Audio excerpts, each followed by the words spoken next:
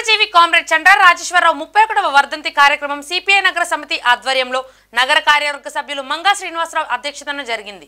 అమరజీవి ఉత్తమ కమ్యూనిస్ట్ భారత స్వతంత్ర సమరయోధుడు, తెలంగాణ సాయుధ పోరాటంలో కీలక పాత్ర పోషించి నిజాం పాలనకు వ్యతిరేకంగా రైతులు మరియు కార్మికుల హక్కుల కోసం పోరాడిన గొప్ప కమ్యూనిస్ట్ ఉద్యమకారుడు, సిపిఐ పూర్వ ప్రధాన కార్యదర్శి చండ్ర రాజేశ్వరరావు అని సిపిఐ రాష్ట్ర కార్యదర్శి వర్గ సభ్యులు జంగాల అజయ్ కుమార్ కొనియాడారు.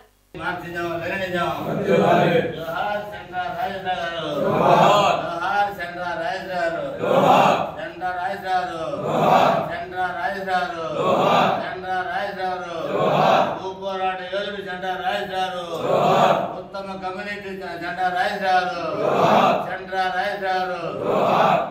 కామ్రేడ్స్ అట్లాగే మన మారేయాల్సిందిగా కోరుతున్నాం.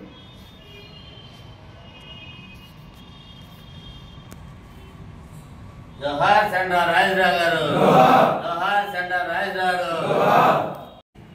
కామ్రేడ్ చంద్ర రాజేశ్వరరావు గారి 31వ వర్ధంతి కార్యక్రమం భారతదేశంలో ఉన్నటువంటి అన్ని గ్రామాల్లో, మండలాల్లో, పట్టణాల్లో గల్లీ నుంచి ఢిల్లీ దాకా ఆ కామ్రేడ్ని స్మరించుకుంటూ అనేక కార్యక్రమాలు జరుగుతూ ఉన్నాయి.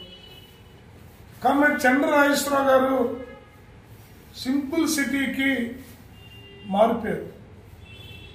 ఒక మాటలో చెప్పాలంటే తన బట్టలు తానే ఉతుక్కొని వేసుకునేటటువంటి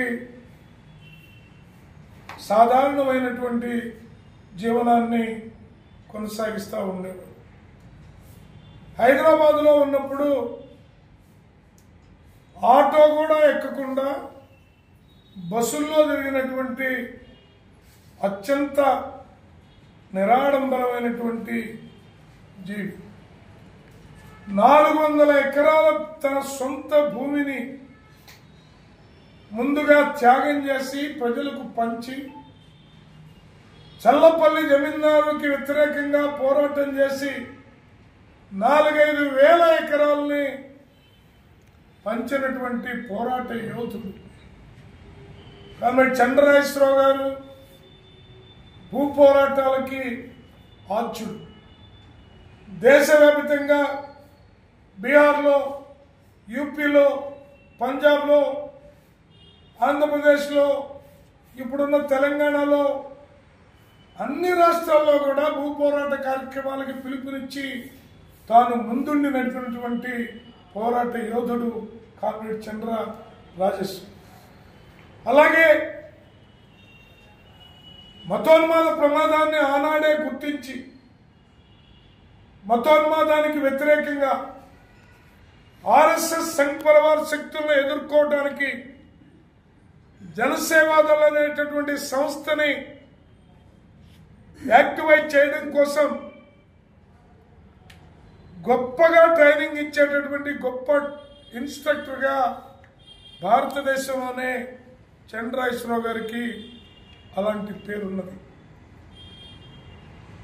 ఉమ్మడి కమ్యూనిస్ట్ పార్టీగా ఉన్నప్పుడు చంద్ర రాజేశ్వరరావు గారి యొక్క డ్రిల్లు, జనసేవాదళ యొక్క కార్యకలాపాల్లో పాల్గొని ఉత్సాహపడి సిపిఐలో సభ్యత్వం పొంది కామ్రేడ్ కొండపల్లి సీతారామయ్య గారు కూడా కృష్ణా జిల్లా ఉమ్మడి కమ్యూనిస్ట్ పార్టీ కార్యదర్శిగా కామ్రేడ్ చంద్ర రాజేశ్వరరావు గారి స్ఫూర్తితోటి ఉండటం అనేది జరిగింది. అలాగే చంద్ర రాజేశ్వరరావు గారికి ఆర్డర్ ఆఫ్ లెనిన్ ఇచ్చి సోవియట్ యూనియన్ గౌరవించింది. ఆర్డర్ ఆఫ్ డిమిట్రోవ్ అవార్డు ఇచ్చి గౌరవించింది. ప్రపంచ కమ్యూనిస్టు ఉద్యమ నేతల్లో అగ్రగణ్యుడిగా ఆ కామ్రేడ్కి గొప్ప పేరు ప్రఖ్యాతులు ఉన్నాయి. చంద్ర రాజేశ్వరరావు గారంటే ఒక వ్యక్తి కాదు. చంద్ర రాజేశ్వరరావు గారంటే ఒక ఇన్స్పిరేషన్. చంద్ర రాజేశ్వరరావు గారంటే ఒక త్యాగం. చంద్ర రాజేశ్వరరావు గారంటే పార్టీని నడిపేటటువంటి ఉత్తమ రథ సారథి కామ్రేడ్ చంద్ర రాజేశ్వర. తెలంగాణ సాయుధ రైతాంగ పోరాటం జరుగుతున్నటువంటి నేపథ్యంలో ఆనాడు రష్యాలో ఉన్నటువంటి కామ్రేడ్ స్టాలిన్ దగ్గరికి వెళ్ళిన ప్రతినిధి బృందంలో కామ్రేడ్ చంద్రరాజేశ్వరరావు గారు కూడా ఉండటం అనేది జరిగింది. చివరి దశలో మొత్తం ఆస్తిని పేదలకు పంచి సిపిఐ కార్యాలయంలో తన శేష జీవితాన్ని గడిపినటువంటి ధన్యజీవి కామ్రేడ్ చంద్రరాజేశ్వరరావు గారు. ఇవాళ చంద్రరాజేశ్వరరావు గారిని స్మరించుకోవాలి అంటే మతోన్మాదానికి వ్యతిరేకంగా పోరాటం చేయటం. చంద్రరాజేశ్వరరావు గారిని స్మరించుకోవడం అంటే నరేంద్ర మోడీ చుట్టాలు, బంధువులు, స్నేహితులైనటువంటి గుజరాత్ పెట్టుబడిదారులు, కార్పొరేట్ శక్తులకు వ్యతిరేకంగా పోరాటం చేయటమే చంద్రరాజేశ్వరరావు గారికి నివాళి అర్పించడం. భవిష్యత్తులో కమ్యూనిస్టు పార్టీ జిల్లాలో, నగరంలో, రాష్ట్ర వ్యాప్తంగా కూడా మతోన్మాద ఎన్డీఏ కూటమికి వ్యతిరేకంగా, కార్పొరేట్ అనుకూల ఎన్డీఏ కూటమికి వ్యతిరేకంగా, ప్రజలపై భారాలు మోపేటటువంటి ఎన్డీఏ కూటమికి వ్యతిరేకంగా పోరాటం చేయటమే ఆయనకి ఇచ్చేటటువంటి ఘనమైన నివాళి అర్పిస్తూ జోహార్ కామ్రేడ్ చంద్ర రాజేశ్వరరావు గారు. జోహార్. చంద్ర రాజేశ్వరరావు గారి 31వ వర్ధంతి సభని సిపిఐ నగర సమితి ఆధ్వర్యంలో గుంటూరులో నిర్వహించుకుంటా ఉన్నాం.